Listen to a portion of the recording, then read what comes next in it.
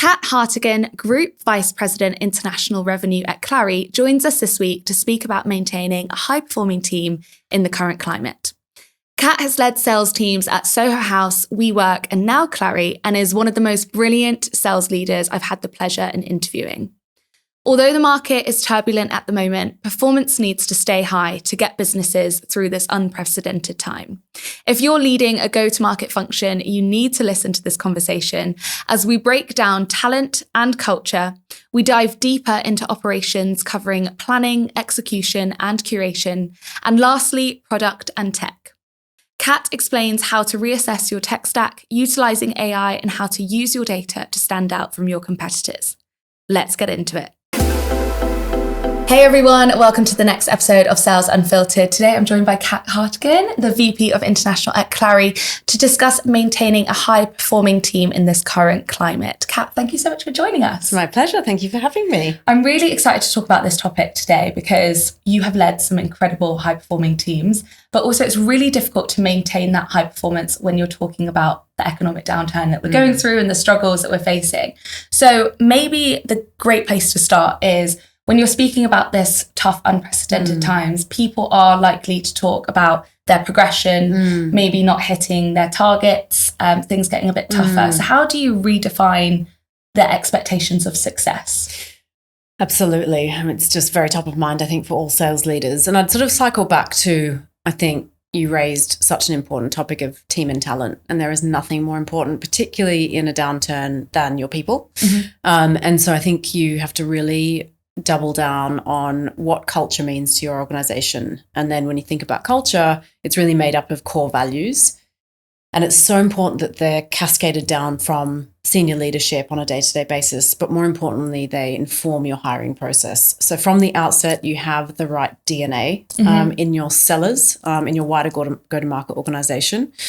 And I think when I, particularly in this sort of period of turmoil and a bear market, it's really important to think, to understand that you've necessarily hired top talent. What do top talent need? They need to see progression. They need to have financially rewarding careers. And it's very difficult to get access to that right now. So I think about really being vigilant and disciplined around calibration in these times. So you are constantly looking at your go-to-market organization and thinking about each individual and succession planning.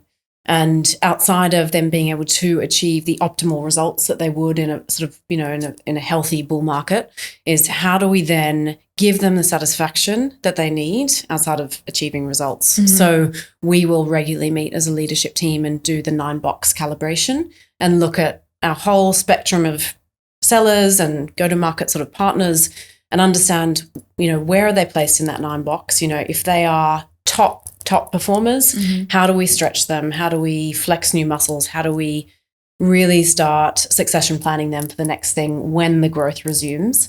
And then for people who perhaps are sort of in the middle and are excelling in some areas, but maybe have different challenges and haven't managed to sort of thrive in other areas, it's our responsibility as leaders to put, very much development plans in place with key milestones, so we're holding each other accountable. And that's not just leadership, but it's the actual recipient of that, so the seller or the individual contributor, and we really go on that journey together. Because in the absence of that, I think it's, there's a constant war on talent. Everyone wants the A players, and if you want to retain those, it's not just about, a comp plan and giving them kind of nice working conditions. It's really about paving the way for a successful future. And what was it called? 9-box? 9-box calibration. I've not heard of that before.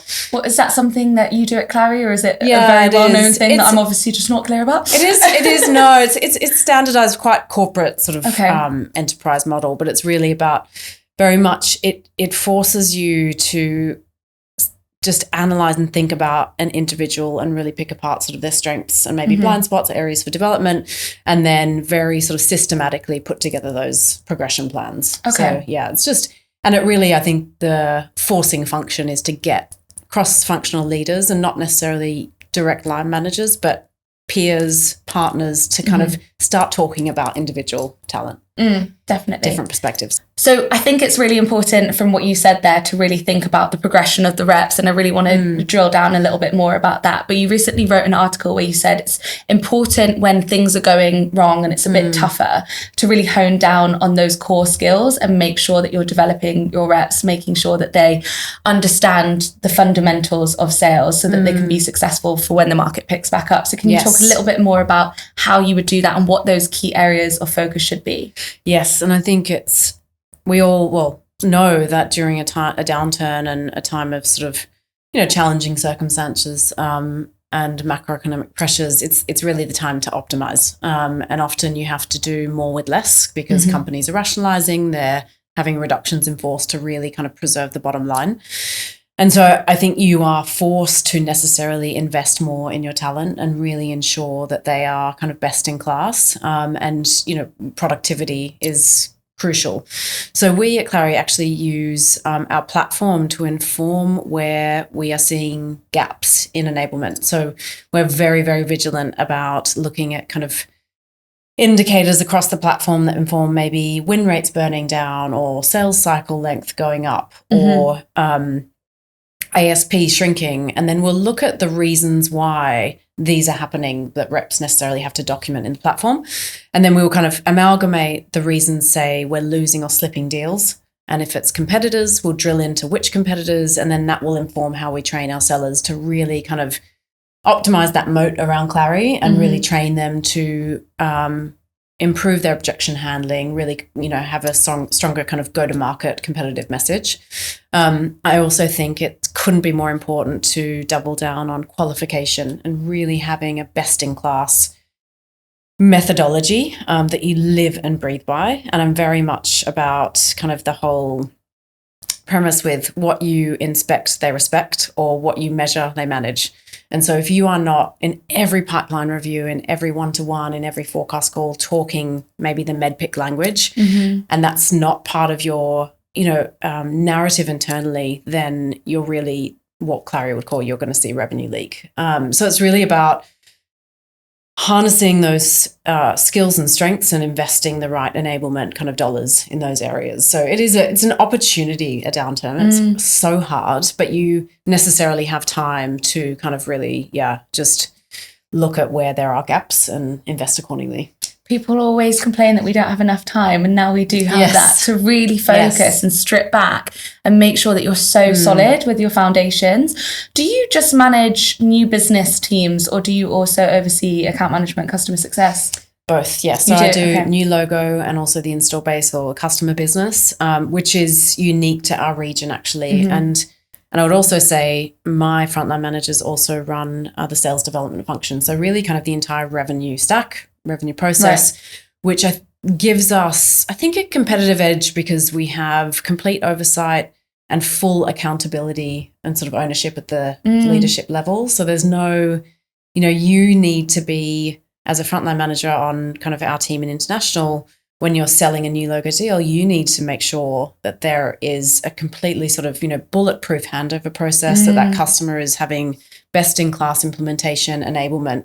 Because really, if you're not applying the same level of new business, new logo rigor to the customer business, they will churn or, you'll see a kind of downsize in that kind of committed revenue. So because I was going to say it's interesting, not to go off topic, but we're hearing a lot about people that are in customer success having revenue targets and being so much more revenue focused than just client experience. How have you seen that shift? Because there is that squeeze as much business out of existing business as possible while you're going through this, really capitalize on that. Yeah, and I think during these unprecedented times, we've seen such a kind of pressure and headwind on the new logo business. We've seen ASP down 20%. We've seen win rates erode. We've seen cycle length increase and a huge pressure on pricing. So if the lowest hanging fruit, and it's sad to say that it's now blatantly obvious, it should always be the case where it's prioritized, is really mitigating risk across your customer business, really investing the right resources to ensure that you're renewing at a minimum flat, but really optimizing that sort of cross and upsell motion. And it's, I think, in times of in times of growth, it's so addictive to just think about net new logos and really kind of looking at that new business. And perhaps it's, the customer, it's almost assumed that their health is fine. But so we are very, again, using the Clari platform, we apply the same level of rigor as we do new logo to customer business. We know exactly when health scores are going kind of from green to amber to red, and we will absolutely jump on that and look at how do we optimize adoption, think about sort of further enablement, and really re-engage with our champions and economic buyers. So it's been a great process to own both pre and post sales, but also really double down on that customer business during a downturn.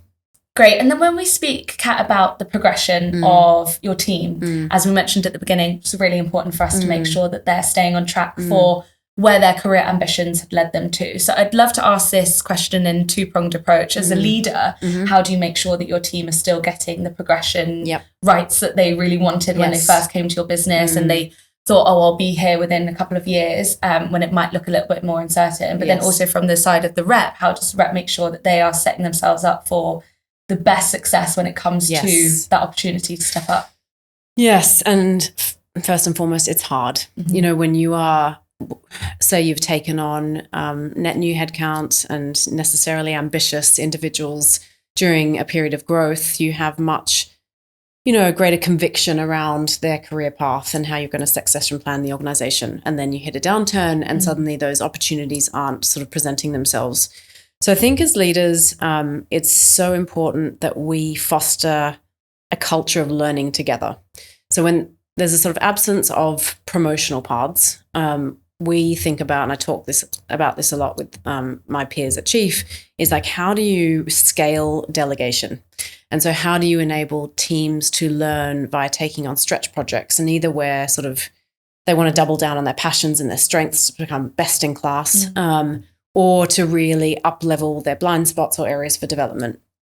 And so I think it's important to be really systematic and methodical about, again, off the back of the 9-box calibration, is, okay, that's where an individual needs to develop in order to be ready for that promotion when it presents itself. And therefore, let's assign a stretch project that they can really, sink their teeth into and develop that capacity.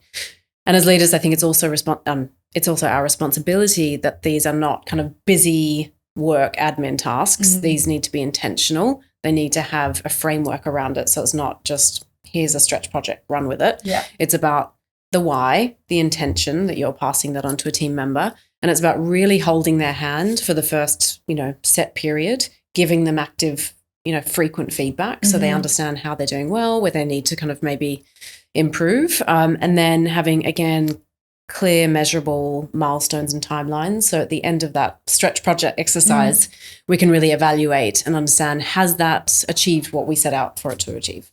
Must be really tough for you though, because you also still have your career that you want to get promoted. I'm sure you're like, I want to be CEO of Clari one day. So it's hard for you when you've got a team they're probably coming to you going, Kat, come on, like, where is my promotion? And you're like, honey, where's mine? Well, yes. Like, and do you know what's on the cards for you to be able to give to people? I think I've been very fortunate. I've had incredible leaders that I've reported to in the past that have really helped elevate me and kind of highlight my gaps. And so I've managed to step into those. But in answer to your second question, I think the narrative I try to have with our individual contributors or leaders who are trying to move into the next play is, I always think about promotion threefold. So 3 pillars. The first is you're demonstrating outstanding results, and that's obviously relatively speaking, depending on the climate. And why? Because at the very least, you want to, as part of promotion, you want to scale, best practice, superior performance and best practice and outstanding results. The second is start doing the job before you're promoted. So I think every position and promotion that I've been offered is because I'm leaning into it and actually doing it before and not being asked to do it, but just kind of really making my boss's life easier, taking on tasks from him or her. And the third pillar is perception. I think promotion is tends to be by committee. So if you are presenting a promotional opportunity to cross-functional peers and a wider group of folks across the organization, you really want the consensus to be, absolutely, that makes sense. They have earned that right. They have had outsized impact and they've really stepped into the role. So I just try and apply that lens, help the sellers or individual contributors apply that lens, and really everything they do just try and sort of, be ticking one of those three.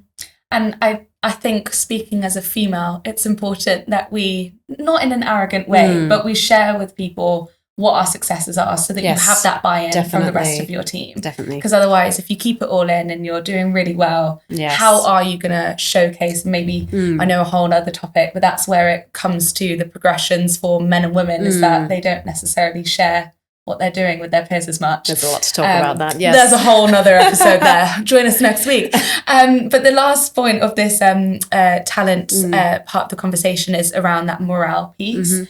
How do you encourage high morale in, you have a remote culture at the moment? Yes. That could be quite difficult. Yes. What do you do to navigate that?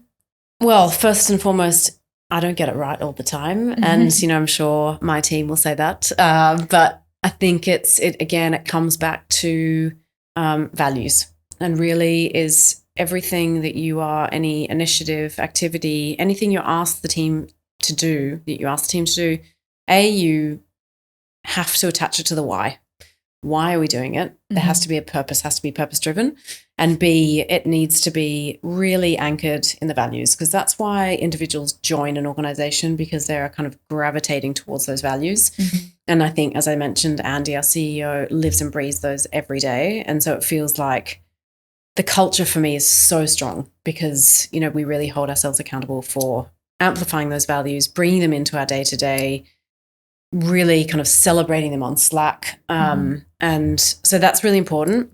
I also think it's important, again, back to culture, is yes, you create a safe environment where people have a sense of belonging and a safe space to voice their opinions. But really, I've learned off sort of previous leaders and previous kind of working environments that a culture needs to be fostered and kind of grown by committee. And so what we've done at Clari and in international region is set up a culture committee where we have people cross-functionally across different levels, across different geographies, apply to be part of that. And what it means is you have a committee of, say, 6 people who represent every voice of the field. We come together. We've just formed our next iteration. We've kind of wrapped up the first 12 months, who had incredible impact. And we start with circulating a survey and really understanding bottoms up, what is top of mind? What are the challenges? What's impacting morale?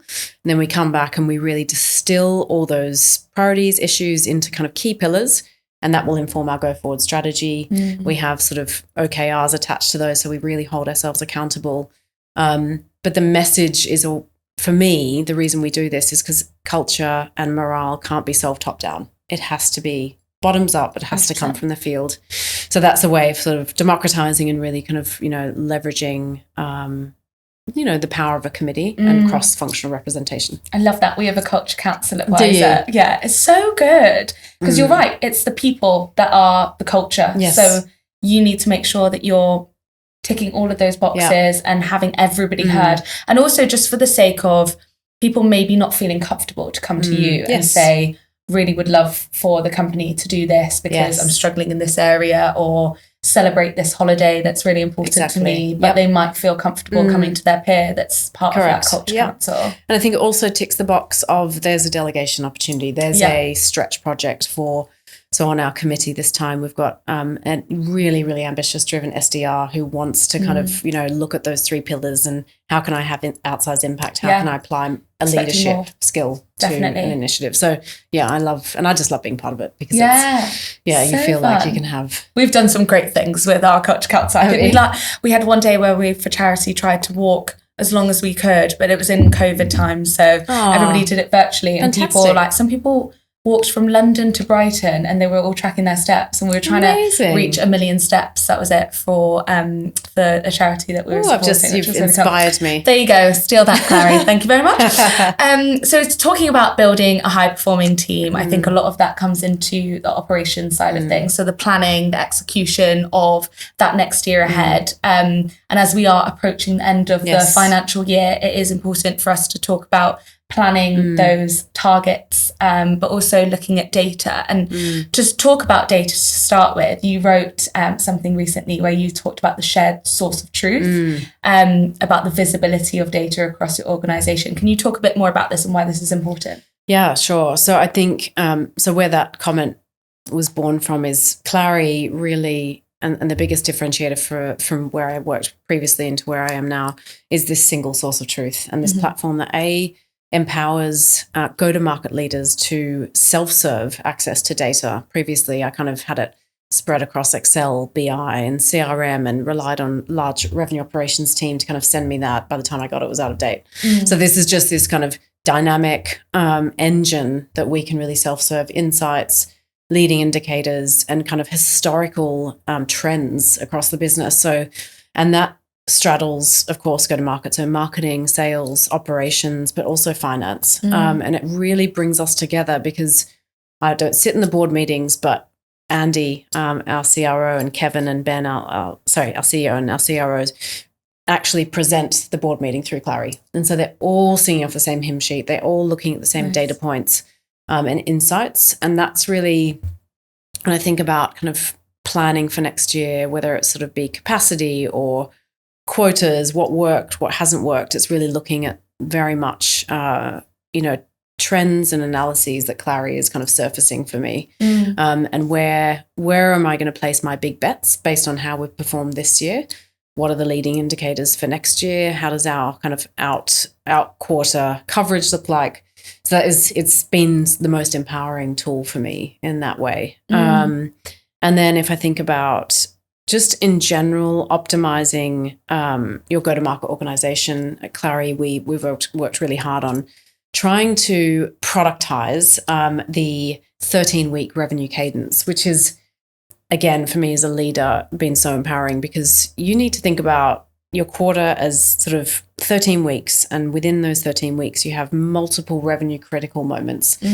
And that's called your blueprint, your revenue blueprint. And that might differ by industry, by size of company, but really there's a lot of standardization, and we're trying to both kind of distill down what has been most effective across our 1,500 customers, and then really come up with a great way to templatize and standardize success. So whether it's your rep and manager one-to-one or pipeline reviews, to your QBRs, MBRs, to your white space analysis to make sure you're optimizing that kind of cross and upsell motion, to your out-quarter coverage reviews, to your, all the sort of leading indicator reviews. But it's that's been a way to absolutely, during a downturn, optimize the way in which you look at your operating rhythm and ensure, and it also sends such a strong message to the field because, again, what I said before, what you measure, they manage.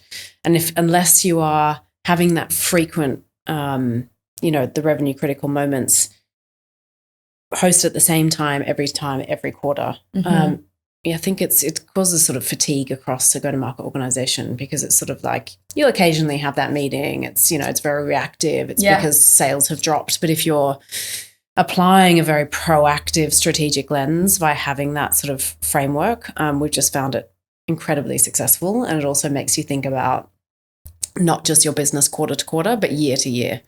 So really, I'm looking at H1 very, very, very kind of deeply at the moment, and Clari is enabling me to do that. And that's so smart at the moment because otherwise, yes, it's hard now and you just want to just get through this quarter, but you need to look at the whole impact of the business over the whole year and where you're going because that really helps you with your planning. And also, I think that's important that you say about that single source of truth and sharing it with your reps as well so that they're involved and invested in the journey, and it's not just from that top-down approach where the leaders are the people with the data and the knowledge and the reps are a bit like, we're just buckling in for the ride. And I think it's also about, really giving them visibility of what are the expectations. So you come into a forecast call. These are the questions we're going to ask you, because this is what optimizes our conversion, and this is what sort of leads to a win, and this is what leads to a loss.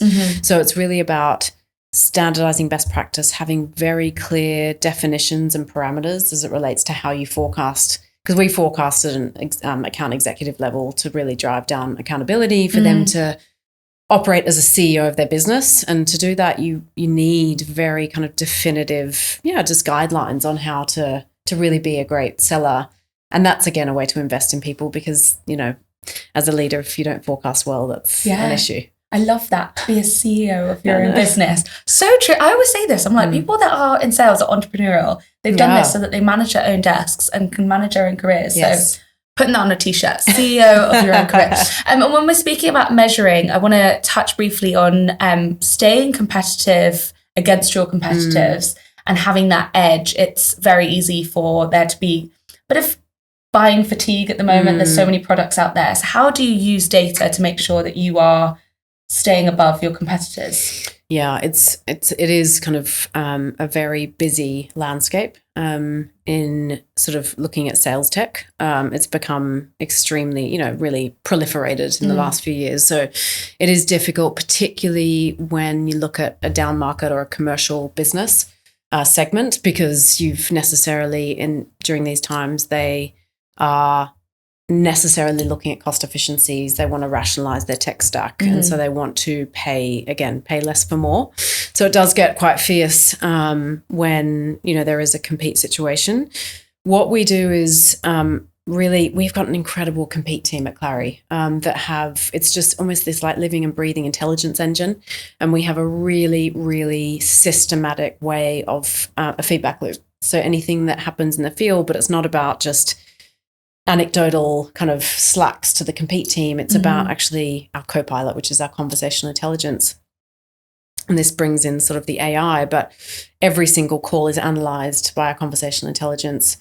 There are live transcripts. And so when competition is mentioned, that information is kind of bookmarked and sent to both our competitive team and the product team. And so you have this incredible way of scaling information from the field, and that informing both our product priorities, but also our enablement priorities. So it makes it easier, I think, in terms of morale as well, because the team genuinely feels like they're being heard. We are actively investing in our moat, and we are constantly thinking about how we're going to have that competitive edge. So there's that element, but there's also, as I said, in Clari, there are multiple ways in which reps can document whether they are in a compete situation, or whether they lost to a competitor, or where they are slipping deals to a competitor. And again, we just really, really, we're laser focused. We document it, we amalgamate it, and we send it back to our internal teams. So important to pay attention to that and to analyze that information. And you mentioned their data stacks, and I know when before we were recording, you said some crazy stats. But as I mentioned before, there is that buying fatigue. There's so much out there to think about when you're talking about what you're going to be investing in at Clari to help with productivity for your team, performance, making sure that they're set up for success. Yes. How do you navigate that when budgets might be tightening? Your CFO might be saying, hey, Kat, let's rein it back. Yes, exactly. Look, I think, and the stats I mentioned, which we're just constantly thinking about, we just acquired a new business called Groove in an effort to consolidate and have a sort of end-to-end revenue platform. And so we're really interested in all these different data points, one being that 94% of enterprises are looking to consolidate the tech stack in the next 12 months. So it's really top of mind. It comes up in our cycles all the time. So that is, really frames our go-to-market messaging and our priorities. Conversely, and actually the reason why companies are doing that is 19% of sellers or individual contributors' time is spent toggling between tools. It's just become unbelievably busy. There are so many tools, but what is unclear often to a CFO or even a CRO is the overlap. And it takes a lot of time to identify that and then hence kind of rationalize the stack. But it is so critical to really drive that productivity, kind of address potential morale issues. But it's interesting because we meet hundreds of CROs every month because that's our buyer, which is amazing. But you really get to understand that outside of team and talent, which is fundamental, technology is everything and how you enable your people to win. And so it's critical that you have the right tools, but it's also critical you don't have too many tools because there is increasing amounts of overlap.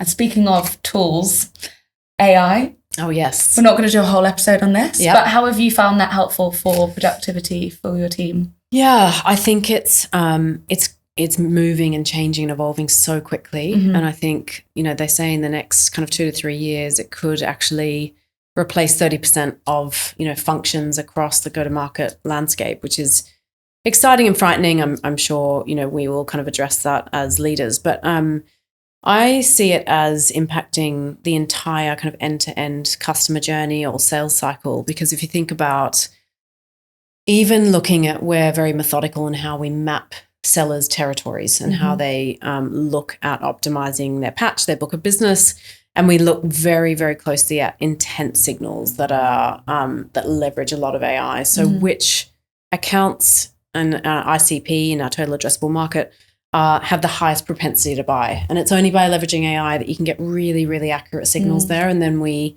tier accordingly, 1, 2, and 3. And that really focuses our sellers' time and really kind of has reduces productivity losses. You don't have, top sellers going after kind of low yield accounts. Yeah. So that's a big one for us. I think a huge one is like throughout the funnel, because Clari does have a lot of AI. So part of it is... So you can't say it's bad. No, not at all. Like, that is our product. No. It's great. Yes, exactly. A large part for me, I think, is, again, when you're navigating a downturn, is the application of AI for your pipeline health and pipeline changes. And so at Clari, we have a number of different sort of risk signals and actionable insights that are AI driven throughout. So I will look at my pipeline for the quarter and it'll literally signal to me when a opportunity is trending towards a loss or trending towards a win. And it'll give me a full breakdown of why. And that basically captures all the historical information as to how an account has behaved, how a rep has behaved, how a team has behaved, and then inform a score. So it's really, really powerful. And a lot of our customers say that with a score of 75 and above, they know it's trending towards a win and they can pretty much put it in their call. So that's great. So I think in terms of... it's a score out of 100 then. Yeah. Okay. Yeah. And then if you look at, I mentioned conversational intelligence. I mean, the productivity gains there are huge. So for me, I've never been able to scale enablement so quickly and so effectively, because if you've got, a team of 100 sellers using conversational intelligence, and you think about the productivity gains, because you're not only getting live transcripts, you're getting summaries, smart summaries sent to you as a seller with key action items. So you're not taking any notes, but also it's progressed so much that you're getting follow-up emails for those sellers to send to the prospect. You also have live battle cards coming up when there's objections or a competitor comes up or some sort of pricing challenge. And so that's, a smart battle card with kind of leveraging AI. So it's just in terms of making the reps' lives easier, but just so much more productive, and they can spend more time in front of customers. So that, I don't know how I could ever lead without conversational intelligence anymore, because it's also, I will be on different pitches, and this is a bit less AI driven, but if I see best in class pitch or discovery or objection handling, I will snip at that call and push it out over all Slack channels. And that teams are going to listen, because I think sellers want to learn from their peers, less so from a PowerPoint deck. So this is completely leveraging AI for productivity gains, but also just changing the culture of how we sell. That's why we've done our communities, because we see the power of people wanting to collaborate and learn from each other.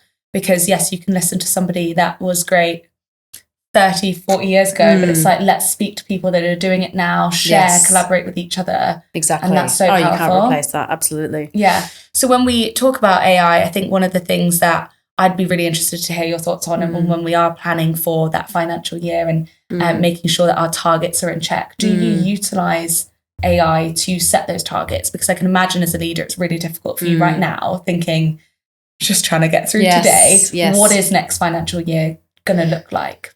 Yeah, we definitely do use AI. I think we're really very methodical and data-driven on how we set targets. And we look at kind of a waterfall analysis of how what we expect in terms of demand generation and pipeline, and then how we look at the different conversion by stage, ASP, cycle length, and then what that equates to in terms of, the appropriate target. As it relates to AI, Clari gives us a really robust view of out-quarter coverage. So we can at least look at H1, understand the health of our pipeline as it relates to kind of, a potential target.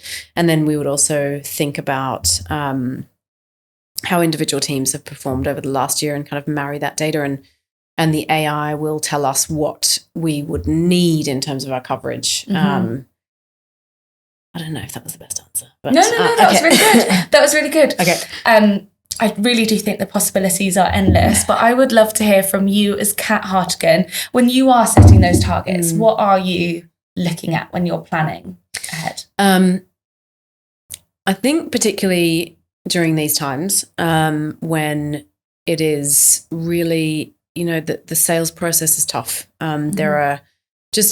We're in uncharted waters. We have so many new buyer personas. We had CFOs and chairmen parachute into cycles last quarter, which was just mind-blowing.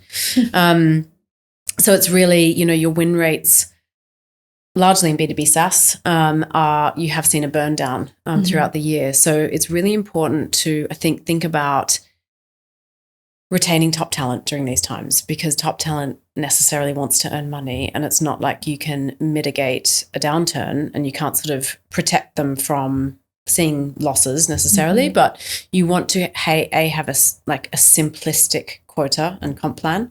Sorry, a simplistic comp plan, and then also build in sort of just ways in which they can earn. So it may, providing some sort of buffer so they can achieve their target, or having sort of different accelerators. But I think the takeaway message is simplicity. So 2, max 3 metrics that they need to follow, because if it's really complicated and they have to sort of use a calculator to calculate their earnings, that's not good. No. And then the We're second, not mathematicians. No, exactly.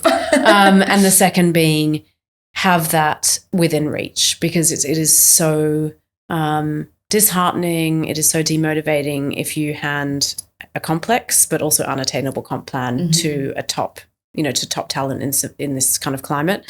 So they're kind of my principles, and it may be that you have flat comp plans, but you have these kind of different accelerators to ensure that they have ways to access, earning potential. Yeah. And then the last question I'd love to hear from you on this topic of setting those targets is, firsthand what your team can achieve, but you might be getting pressures from the powers that be that you've got to be hitting other targets. Yes. How do you navigate that situation? With a lot of data. I think it's really important to represent your team when you've received a sort of financial model projection that is then kind of funneled through the CRO and sales leadership. And that financial plan is off the back of board level expectations on how the company needs to deliver for the year. Again, I think it's about really understanding is that ideally you want to be a path to 80% attainment for your sellers. So it's really about, is there a path based on, again, historical waterfall analyses, data points, win rates, demand generation, we look a lot at AE self-source pipeline. And so if there is a path taking into consideration all those data points, then great. If it's really unattainable and it's going to alienate your sales team, you absolutely have to just create a business plan as to why this is not the right way. And actually it can be work to your advantage to adjust those, or give some sort of 20% kicker on each sale to pay out a little more in commission dollars, but keep the team highly productive, highly engaged, highly motivated. So I think it's a very sensitive process, and I don't think any sales leader avoids it. But it's really about kind of having courage to stand up for your team and push back, but with the right set of data, because, you're not going to be heard if you just go with a sort of qualitative argument as to why those targets don't make sense. Yeah. Well, Kat, it seems like you've got a huge amount of courage and you stand up for your team, and just from this conversation and all of the ones that we've had previously, you sound like a phenomenal leader. So that's very kind. Can't wait for your team to succeed and see you guys grow at Clari. So thank you so much for coming in and chatting to us today. Thank you for having me. But as we end every episode on Sales Unfiltered, as we want to see the ups and downs that you go through in your career, what is one challenge or failure that you faced in your life or career that's really shaped you to where you are today? Such a good question. I might have to think about this for a second. And so many answers. Yes, so many challenges and failures. My gosh. I think what it's an ongoing challenge and something that, it's journey, not a destination to solve for. But it's when I look back on the hiring decisions I've made, bearing in mind I had to hire with my peers sort of 100 go-to-market people at WeWork in a year. Wow.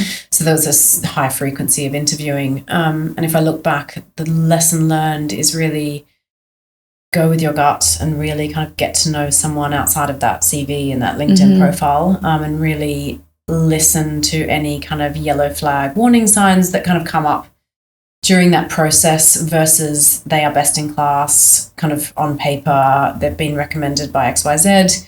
Because it does, making a wrong hiring decision has unbelievable detrimental effects on the performance of your organization, but also the culture. They're not a good culture fit, and it can be long lasting. It can really have sort of 12 months of impact. So I'd say just really try and marry up that how you evaluate talent and listen to your gut feeling, because there's a reason it's there. Such an important one. What are some of those questions that you ask to really get to know them outside of just their achievements? A question I like to ask is around what you just asked me. So where have they failed and how they learnt from that and applied that kind of knowledge on a go-forward basis. Don't worry, I'm not hiring you. I mean, you're so welcome.